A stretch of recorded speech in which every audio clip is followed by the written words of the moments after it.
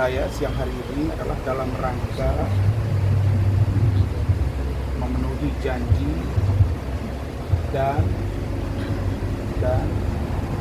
memperoleh hasil yang akan disampaikan oleh 4 lembaga pemerintah, yaitu Kemen PPA, KPAI, kemudian unit PPA Polres Jakarta Selatan, dan UPT PPA terkait dengan posisi Laura Mezani Asisoli, apakah masih akan ditempatkan di safe house atau tidak. Dan itu adalah janji Ibu Kanit, kemudian Ibu PPA kepada saya tadi pagi sekitar pukul 6.00. Jadi saya memang harus pulang karena saya belum tidur tadi malam sampai jam 6, dan saya tidak terbiasa begadang dan istri, dan ada kerjaan yang harus dibereskan juga, termasuk juga untuk menyelesaikan urusan loli. Di situ disepakati, Pak Rasman silakan boleh pulang, tapi nanti siang datang lagi. Dan loli lebih daripada 1 jam dibujuk supaya mau ya. Jadi di dalam ruangan Ibu Kanit itu 1 jam lebih. Di luar itu juga di ruang konseling. Jadi kami itu ngurusi loli itu berjam-jam, dan loli tidak mau melepaskan tangannya dari tangan istri saya, Bu Ade. Dia pegang begini. Kenapa? Karena dia mengatakan trauma dengan safe house sekarang. Ini perlu dikritisi. Kenapa? Karena dia mengatakan dia bergabung dengan ODGJ, dia bergabung dengan pengidap HIV, bahkan Open BO. Itu dia sampaikan. Dan tidak sekalipun Nikita Mirzani menemui dia. Jadi kalau ada cerita di sini mengatakan bahwa Nikita sudah bertemu dia, bohong. Bohong. Dan saya tanya, apakah kamu yang tidak mau bertemu atau Nikita? Saya sebut nama aja. Dia bilang, sebenarnya saya pun menunggu dia. 1 bulan pertama, 2 bulan pertama, 3 bulan pertama, ternyata tidak pernah datang. Termasuk pengacaranya pun tidak pernah mendampingi saya dalam pemeriksaan. Dan itu dibenarkan oleh PPA di safe house itu. Pertanyaan seriusnya adalah, kalau ada anak manusia kemudian dia menghubungi kita, dibuktikan dengan video call, dia sudah minta tolong, menangis, dan kemudian kalau tidak saya bantu biar saya mati saja. Kira-kira kalian harus melakukan apa? Kucing saja di depan mobil kita mau ditabrak, kita pinggirkan. Hewan saja yang sudah mau dianiaya ada berkasus dengan hukum, apalagi manusia, Pak. Dan saya bukan orang bodoh. Saya punya tim. Istri saya itu bukan saja sebagai istri berperan, tapi dia juga berperan sebagai pemberi masukan yang konstruktif kepada saya. Saya hubungi Saudara Rahmat karena sudah pukul 11:30 malam. Saya dihubungi oleh Loli. Rahmat sudah tidur. Saya hubungi Kementerian PPA, Pak Deputi Bidang Perlindungan Anak, Bapak Nahar. Lebih dari 7 kali tidak diangkat masuk, tapi mungkin sudah tidur. Saya hubungi lagi yang lain, Ibu Nurma, juga tidak diangkat. Pertanyaan seriusnya, saya biarkan anak ini terlantar atau dia akan bunuh diri atau saya selamatkan. Dan dia bilang tidak pegang duit 1 rupiah pun. Dan dia belum makan. Maka saya dengan cepat diskusi dengan tim dan keluarga maksud saya.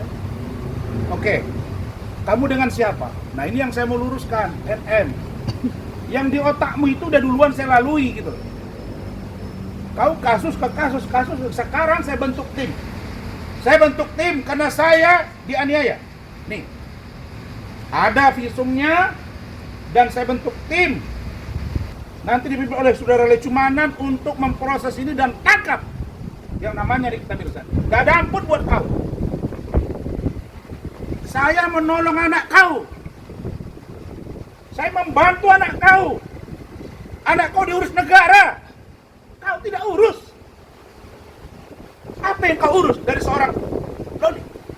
Dan kalau saya mau buka kepada kalian bagaimana penderitaan Loli selama memiliki ibu seorang Nikita Mirzani, mungkin akan lain cerita. Tapi saya tidak mau menceritakan itu. Semua percakapan saya via Zoom, via video call itu direkam oleh istri saya. Orang yang membawa dia itu adalah seorang sopir ojek, Maxim. Juga saya minta, Pak, tunggu di situ, jangan kemana-mana. Karena dia sudah berada di depan kantor saya. Saya bilang, kamu jangan. Saya nggak mau nanti ini jadi lain cerita. Saya minta kamu di depan kantor saya ada Hotel Horizon. Silakan kamu ke situ. Karena di situ ada lobi, ada manusia dan ada CCTV. Oke Om, saya tunggu. Bagaimana dengan Gojeknya? Jangan Bapak pergi, nanti saya ganti duitnya. Kami datang, ini ada Bu Ida, Bu Ita ini Bu Umi, ya Bu Umi ya. Kemudian ada Bu Ita, ada Pak Sarmo driver saya, ada ini mana Rizky ajudan saya. Kita pergi. Begitu sampai dia berdiri di depan dengan keadaan kusut, saya suruh masuk ke dalam. Dan orang hotel tahu kalau itu adalah Loli. Masuk di dalam, saya duduk, kita siapkan minuman, kita ngobrol. Semua kita rekam. Dia menangis dan tidak ada pilihan, selamatkan saya Om. Kenapa kamu cari saya? Saya yakin Om bisa bantu saya. Tanya dia. Terus, kenapa kamu tahu kantor saya? Om, memang saya nggak dikasih handphone, tapi saya punya TV yang bisa dilihat YouTube-nya. Smart TV. Saya lihat kantor Om di Rasul Office Park. Saya 3 bulan ada di safe house, kemudian 2 bulan terakhir ini di tempat yang lain. Migran saya kumat. Saya udah panik, saya depresi, saya lari. Saya ingat kantor Om. Kemudian, dari mana kamu dapat nomor telepon saya? Dia bilang, kan ada di situ. Di situ pelang nama Om, di depan kantor itu. Oh iya, benar juga, banner. Terus, ya udah saya minta tolong sama Bapak ini. Nah, saya bilang, Bapak, betul Bapak bawa dia? Betul Pak. Mana nama Bapak? Ini KTP-nya, ada. KTP-nya sudah kita foto, Bapak itu sudah kita video dan siap bersaksi bahwa dia memang membawa Loli ke kantor saya. Clear ya? Jadi nggak usah dibilang bahwa saya ada mendesain apapun. Apa yang mau saya culik? Kamu nggak usah mutar balikan fakta. Hah? Anakmu melawan kepada kau. Kalau saya dengar ceritanya, jangankan dia, orang lain pun barangkali akan lebih marah kalau memiliki ibu seperti itu. Itu poin 1. Poin yang kedua, saya kemarin dari sidang pengadilan Jakarta Utara, saya pergi ke tempat Alfilim almarhum. Memang saya dengan wartawan sampai tengah 10 malam. Dan kita bubar di situ. Wartawan tanya, di mana Bang? Saya lagi ada. Kita lagi urusin begini, di mana? Ya, saya mau pergi. Saya nggak tahu Polres mana segala macam. Terus apa urusannya kalau media tahu? Terus kalian bisa dilarang apa? Nah, sampai di sini Tapi sebelum sampai di sini saya berdiskusi dengan Bu Ade, saya berpikir apa yang harus saya lakukan. Kemen PPA nggak diangkat. Kalau pergi ke KPAI yang ada security. Kalau ke Polda Metro nanti dikira saya melangkai. Saya bawa ke Mabes Polri makin nggak nyaman. Bawa ke rumah saya salah. Simpan di kantor saya salah. Saya tahu dia masih di bawah umur. Tapi ingat, umur dia tinggal 4 bulan lagi. 28 Mei dia sudah 18 tahun. Ini kita. Kau pilih anakmu akan jadi bom waktu buat kau, atau kau berbaik-baikan dengan dia. Datang kau ke saya bantu memperbaiki kau dengan dia. Kurang tulus apa saya? Sesampainya di sini, wartawan mewawancara, saya nggak ngomong. Hanya diam, saya kasih sedikit-sedikit pengertian aja. Saya sampai ke belakang, saya duduk, ngobrol. Wartawan datang, tiba-tiba dia nongol. Dia marah-marah di luar, kita lagi konseling. Wartawan dimaki-maki, kita dimaki-maki. Saya tanya, ada apa loh? Saya didorong, istri saya dipukul. Kok dia bilang pula kami menganiaya dia? Kalau saya mengeroyok dia, selesai dia. Habis. Saya menunggu laki-laki, bukan perempuan, makanya saya diam. Ada videonya, ada semua CCTV kok. Dan saya tidak melakukan perlawanan karena saya merasa tidak mungkin saya dipukuli dia. Saya melerai dia karena menghina istri saya. Dan kami udah capek dihina, dia pukullah saya, maka berdarah. Dan itu di depan Ibu Kanit. Dan itu di depan penyidik. Dan itu di depan wartawan. Dan ada rekaman yang lengkap. Saya buat LP, buat visum. Selesai. Nggak ada pilihan. Pak Kapolres, Pak Ade Rahmat, dan Pak Kasareskrim. Tadi malam beliau juga datang dan tidak tidur bersama saya. Ibu Kanit, Kasareskrim yang baru, lihat, bang, udah bang. Abang buat visum, dia perintah anak buah buat visum. Saya tadinya berpikir ini apa sih kalau ini sebuah pengorbanan untuk kebaikan Loli. Tidak masalah. Tapi begitu saya lihat dia punya postingan masih membangun narasi yang saya duga ini kemunafikan. Ya. Jadi ini akan kita bongkar. 1, safe house harus membenahi diri. Kalau namanya safe house apa? Rumah aman. Kalau tidak aman, tidak nyaman namanya apa? Di mana sejarahnya orang digabung-gabung? Itu 1. Yang kedua, kalau ada orang yang sudah merasa dirinya diterlantarkan dan dia tadi malam membuat LP, melaporkan Nikita Mirzani, terus atas nama anak di bawah umur, terus ibunya bilang ini anak saya, terus dia dibiarkan sampai dia mati. Apa begini? Cara penegakan hukum? Nggak bisa, bos. Jadi selamatkan anak ini. Dan Loli itu bilang, Om, dia lagi pacaran. Dia sedang di Saya di sini apa? Dan banyak perbuatan dia di rumah yang saya tidak mau buka kepada kalian, yang sangat tidak pantas kami dengar dan kami saksikan. Itu kata Loli. Saya sebenarnya menahan. Kalau saya keluarkan Loli dari atas, rame urusan ini. Tapi saya akan lihat bagaimana semangat untuk bagaimana Loli diselamatkan. Teman-teman, saya minta dukungan yang telah kalian berikan itu sampai tuntas agar Loli bisa menjalani hidupnya dengan tenang, dengan nyaman. Dan 4 bulan ini adalah masa perjuangan yang berat bagi dia. Urusan saya dengan Bu Ade laporan itu kami anggap nothing dan akan kami hadapi.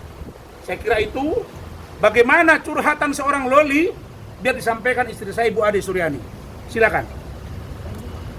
Ya gini ya, saya juga kaget tadi malam kan kita baru pulang dari dari rumah duka ya Pak Alvin. Saya kan mandi tuh bulat sampai jam 10 malam mandi kan, terus gedor-gedor. Mimi ini si Loli nih apa nih nelfon kata gitu. Hah, Loli mana? Itu Loli si Fadel kata gitu. Loh, bukannya di safe house. Iya nih lah, dia lagi ini nih lagi nungguin nih, lagi di kantor. Saya bilang sama Rasman, itu bener nggak Loli? Nanti kita ditipu atau ada yang aneh-aneh, aku bilang gitu.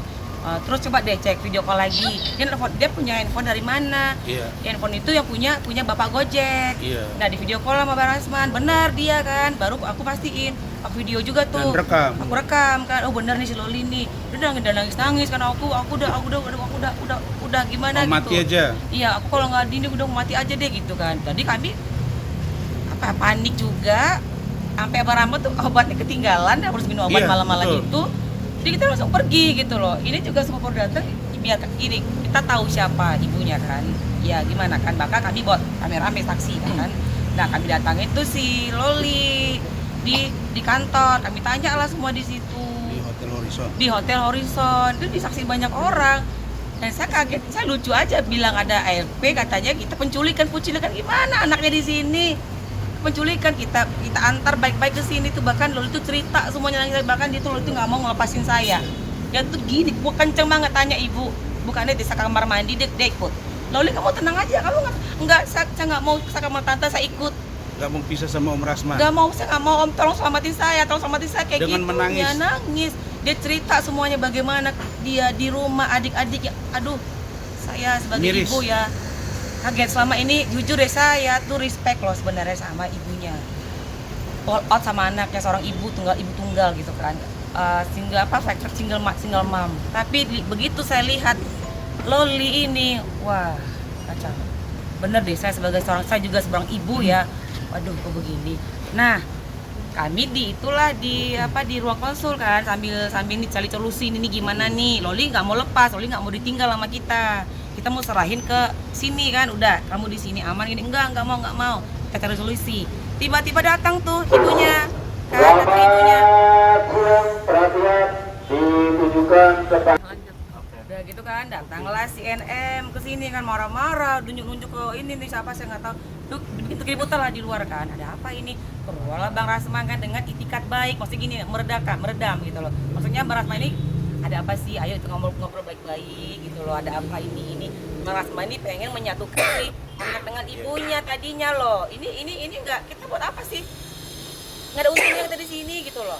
Udah gitu, tahu dia gini. Dia gini dengan balon yang gede dibawanya itu kayak balon ya, nggak tahu gede. Dia gini. Dekat kayak gini gitu kan. Ini ada apa, kayak menyerang-nyerang, aku saya tutupin dong gini kan. Dia naplas gitu ke muka Baras. Tutupin gini, ada apa ini? Kok gitu? Waktu dipukul, getok kepala gua. Hah? Shock dong aku kan. Loh, kok kepala aku dipukul gitu? Ada apa gitu kan? Terus aku diam nih, aku bilang sama saksi sama ibu itu loh, ada ibu Kanit di dalam tuh rame orang banyak. Bu, kok gua dipukul?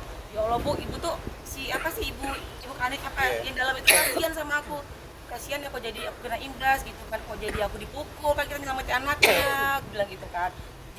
jam 12 malam, jam 1 malam, pokoknya kami tuh aduh nggak tahu, capek sekali. Bukannya nanya baik-baik gitu kan, ada apa ini, nggak langsung gede-gotok kepalaku pak gitu kan, kaget loh sampai apa ini gitu. Terus udah kita redam nih, masih nahan diri kan, redam di dalam. Bang Salman keluar habis dari toilet ya, duduklah di situ, maksudnya pengen lagi nih, pengen lagi baik-baik, ngomong baik-baik, ini gimana nih? Oh dia kayaknya apa ya, kayak besar kepala, kayak apa? Gimana? Perempuan sama laki-laki, yang laki-laki pasti ngalah dong kan? Ini perempuan sama perempuan, laki-laki sama laki-laki. Terus saya keluar kan, misalnya saya bilang, kamu kenapa pukul saya? Saya bilang sama si NM, lo kenapa pukul gue gitu kan? Kenapa tabok kepala gue? Oh dia nyerang saya gini, datang-datangnya lagi-lagi, mulutnya ke sini, ke depan mata aku, di depan muka aku. Bau lah, kan enggak lah kan gitu kan. Terus aku mundur kan, terus aku didorong sama gini-gininya gitu kan. Ya udah terjadi, aku dan rame lah, terjadi dorongan, dan rame lah semua polisi ngelerai. Bang Rasman buat ngelerai, ada apa kok aku begini, udah Bang Rasman ditonjok gitu. Jadi untuk ini, kedatangan saya ini adalah satu, konfirmasi hasil kesepakatan. Apa kesepakatannya nanti disampaikan. Tetapi kenapa saya bisa pulang dengan keluarga? Karena komitmen dari Ibu Kanit dan PPA. Apa itu? Satu, hari ini ada keputusan kemana Loli ditempatkan. Yang kedua, Loli tidak mau ditemui di kita Mirsan. Itu poinnya. Nah, kita lihat nanti. Kita lihat seperti apa, saya akan info kawan-kawan semua. Saya kira itu cukup.